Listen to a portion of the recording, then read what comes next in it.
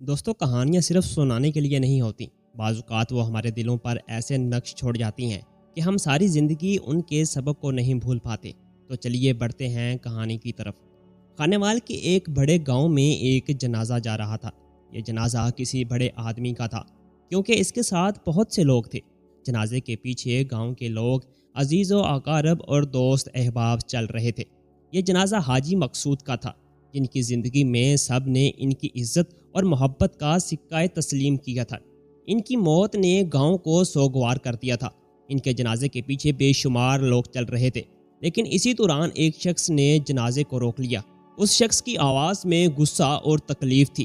رک جاؤ، یہ جنازہ آگے نہیں جائے گا جب تک اس شخص کے 15 لاکھ روپے مجھے نہیں ملتے۔ اس شخص کی بات سن کر جنازے کے پیچھے چلنے والے لوگ اور حاجی مقصود کے بیٹے چپ ہو گئے۔ اس شخص کی طرف متوجہ ہوئے۔ تم کیا کہہ رہے ہو؟ ہمارے والد کا پیسہ؟ حاجی مقصود کے بیٹے نے غصے سے کہا۔ ہاں، تمہارے والد نے مجھ سے 15 لاکھ روپے قرض لیا تھا اور اب وہ قرض واپس نہیں کیا۔ میں ان پیسوں کا حقدار ہوں، اس شخص نے پر اعتماد انداز میں کہا۔ اگر تمہارے پاس اس بات کا کوئی ثبوت ہے تو دکھاؤ، حاجی مقصود کے بیٹے نے چیلنج کیا۔ میرے پاس کوئی تحریر نہیں ہے کیونکہ وہ میرے دوست تھے، لیکن ان پیسوں کا حقدار میں ہوں۔ اس شخص کی باتوں نے لوگوں کے درمیان ہلچل مچا دی۔ گاؤں کے لوگ آپس میں سرگوشیاں کرنے لگے۔ کچھ نے اس شخص کی باتوں پر یقین کیا اور کچھ نے شک ظاہر کیا۔ اگر یہ سچ ہے تو پھر تمہیں یہ پیسے کس سے ملنے چاہیے؟ ایک گاؤں والے نے سوال کیا۔ اس شخص نے جواب دیا، میرے خیال میں یہ بات ثابت ہوگی کہ میرے پیسوں کا حقدار کون ہے۔ حاجی مقصود کے بیٹے اور گاؤں کے لوگ اس کے دعوے پر شکوک و شبہات کا شکار تھے، اور وہ نہیں چاہتے تھے کہ ان کے والد کا جنازہ اس طریقے سے روکا جائے۔ جنازے کے پیچھے چلنے والے لوگ بے حد پریشان ہو گئے کہ کیا کرنا چاہیے، کیونکہ ان کے والد کی عزت کا سوال تھا۔ وہ اس مسئلے کا حل چاہتے تھے۔ گاؤں کے چوک پر جنازہ رکا ہوا تھا اور سورج کی تپش میں لوگ بے چینی سے ایک دوسرے کے چہرے کو تک رہے تھے۔ حاجی مقصود کے بیٹے رضوان اور نعمان غصے اور الجھن میں ایک طرف کھڑے تھے۔ ان کے ماتھے پر بل تھے اور وہ بار بار ایک دوسرے سے کہہ رہے تھے کہ ابا جی نے ہمیں تو کبھی نہیں بتایا کہ کسی سے قرض لیا ہے۔ جنازے کے ساتھ آئے بزرگ مولوی سلیم نے بیچ بچاؤ کرانے کی کوشش کی، مگر معاملہ سلجھنے کی بجائے اور الجھتا جا رہا تھا۔ لوگوں کی نظریں اس اجنبی شخص پر تھیں جس نے جنازہ روکا تھا۔ اس کی آنکھوں میں دکھ چھپا ہوا تھا اور چہرے پر ضد نمایاں تھی۔ وہ بار بار یہی دہرا رہا تھا کہ وہ حاجی مقصود کا پرانا دوست ہے اور اس نے بغیر کسی کاغذ کے دوستی پر اعتبار کرتے ہوئے پیسے دیے تھے، لیکن اب اس کا ضمیر اجازت نہیں دے رہا کہ بنا حق ملے جنازہ دفن ہونے دیا جائے۔ جنازے کے ساتھ چلنے والوں میں چہمگوئیاں شروع ہو گئی تھیں کہ آخر اس شخص کی نیت کیا ہے۔ کچھ لوگ کہہ رہے تھے کہ ہو سکتا ہے یہ پیسے ہتھیانے کا ڈرامہ ہو۔ کچھ کہہ رہے تھے کہ اگر یہ سچ ہے تو حاجی مقصود کی اولاد کو بات سننی چاہیے۔ رضوان نے آخر کار کہا، اگر تمہاری بات سچ ہے تو ہم پنچایت بٹھاتے ہیں اور وہاں فیصلہ ہوگا، ابھی جنازے کو مت روکو۔ مگر وہ شخص انکار میں سر ہلاتا رہا۔ فیصلہ آج ہوگا، ابھی ہوگا، جب تک یہ معاملہ واضح نہیں ہو جاتا میں اپنے دوست کو مٹی میں نہیں جانے دوں گا۔ گاؤں کے بڑے بوڑھے ایک طرف سر جوڑ کر بیٹھ کے اور پنچایت کا وقت طے کیا جانے لگا۔ جنازہ بدستور رکا ہوا تھا اور گاؤں والوں کے دلوں میں ایک عجیب سا اضطراب پھیل رہا تھا، کیونکہ ایسا منظر انہوں نے اپنی زندگی میں کبھی نہیں دیکھا تھا۔ گاؤں کی مسجد کے صحن میں پنچایت بیٹھ چکی تھی۔ درجنوں لوگ جمع تھے اور ایک خاموش بے چینی فضا میں پھیلی ہوئی تھی۔ حاجی مقصود کا جنازہ بدستور چارپائی پر پڑا سورج کی تیز دھوپ میں رکھا ہوا تھا، جبکہ اس کے بیٹے اب بھی الجھن اور شرمندگی میں مبتلا تھے۔ وہ اجنبی شخص جس نے خود کو خلیل احمد بتایا تھا، پنچایت کے سامنے کھڑا ہو کر تفصیل سے اپنی بات دہرا رہا تھا کہ حاجی مقصود نے اس سے 15 لاکھ روپے قرض لیے تھے، جس کا وہ کوئی ثبوت پیش نہیں کر سکتا کیونکہ وہ اس کا درینہ دوست تھا اور اس نے ہمیشہ اس پر اعتبار کیا۔ پنچایت کے بزرگ چودھری عبدالرؤف نے پوچھا، اگر تمہارے پاس کوئی تحریر یا گواہ نہیں تو ہم کیسے یقین کر لیں؟ خلیل کی آنکھوں میں آنسو آ گئے۔ وہ بولا، یقین نہ کریں، لیکن میں اپنے ضمیر کے سامنے جواب دہ ہوں۔ اگر آج جنازہ دفن ہو گیا تو میرے 15 لاکھ نہیں، میری دوستی مر جائے گی۔ اس کی بات سن کر مجمع خاموش ہو گیا۔ سب کی نظریں حاجی مقصود کے بیٹے پر تھیں، جو اب بھی بضد تھے کہ ان کے باپ نے ایسا کوئی قرضہ نہیں لیا۔ اتنے میں ایک اور شخص، گاؤں کے پرانے استاد حاجی لطیف، کھڑا ہوا اور بولا، میں اس شخص کو جانتا ہوں، یہ سچ بول رہا ہے، میں خود کئی بار مقصود اور خلیل کو اکٹھے بیٹھے دیکھا کرتا تھا۔ یہ بات سن کر ماحول میں ہلکی سی کھلبلی مچ گئی۔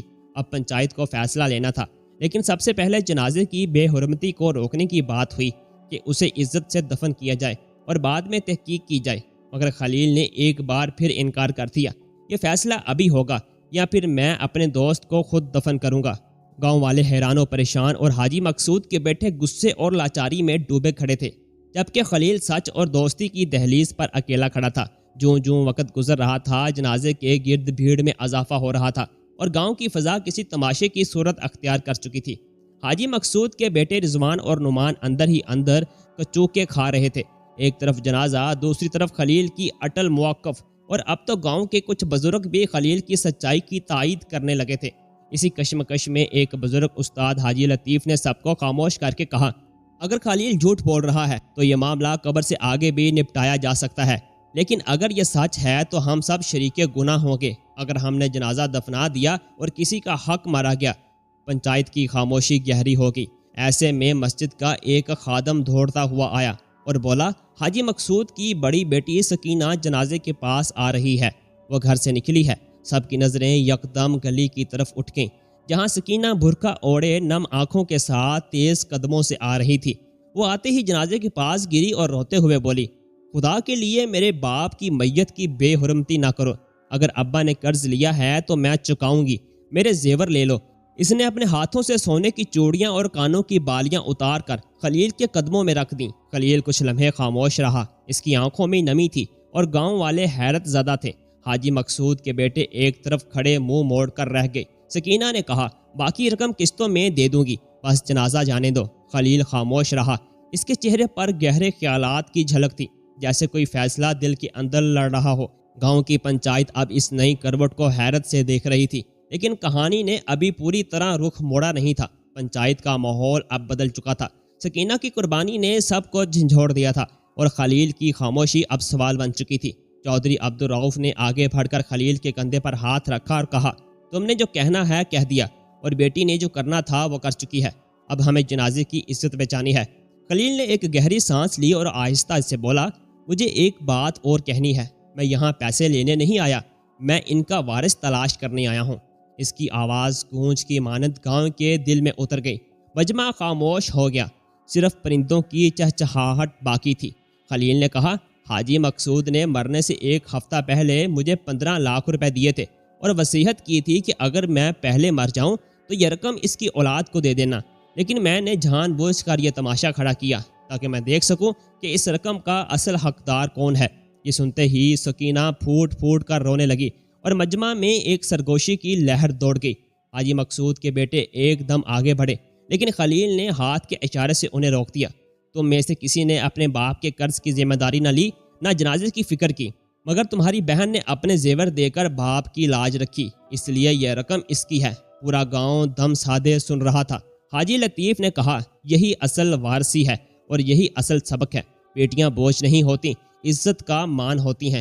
اس دن کے بعد گاؤں کی فضا بدل گئی اور وہ سکینہ جو کبھی سائے میں جیتی تھی، عزت کی روشنی میں آ گئی، مگر خلیل کی آنکھوں میں اب بھی کچھ ادھورا تھا، جیسے ایک قصہ مکمل ہونے سے رہ گیا ہو، شاید کہانی ابھی باقی تھی۔ وقت گزرتا گیا، سکینہ نے وہ رقم لے کر اپنے والد کے اصالِ ثواب کے لیے مدرسے میں عطیہ کر دی اور اپنے باپ کی قبر پر دعا کے لیے بیٹھ گئی، جہاں اس کے آنسو مٹی میں جذب ہو رہے تھے۔ گاؤں کے لوگ اب اس واقعے کو ایک سبق کے طور پر یاد کرنے لگے تھے۔